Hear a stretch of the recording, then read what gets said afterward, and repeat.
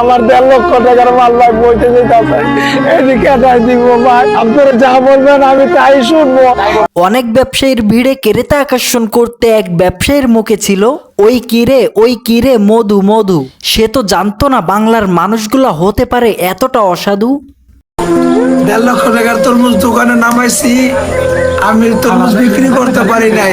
যেরকম সাংবাদিক এই বাঙালি বড়ই অদ্ভুত। যদি খুঁজে পাই কোনো একটা বিষয়, ওই কিরে ডায়লগে মেতেছে সবাই, কিন্তু রনি ভাই আজ বড়ই অসহায়।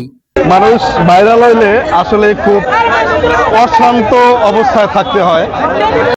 রনি ভাইয়ের ব্যবসা খারাপ করে তাকে দিয়ে নিজেদের ব্যবসার বিজ্ঞাপন করছে অসাধু কিছু লোক। ওই কিরে ডায়লগে মেতেছে সবাই, কেউ দেখছে না আর তরমুজ বিক্রেতার শোক। ব্যবসায়ী ভাই ব্যবসা করে খাবে, কিন্তু বসতে পারছে না সে দোকানে। একটা মানুষকে এতটা বিরক্ত করার জানি না কি মানে। 1.5 লক্ষ টাকা মাল ভাই বইতে গেলে আমারে কে দিব ভাই? 1.5 লক্ষ টাকা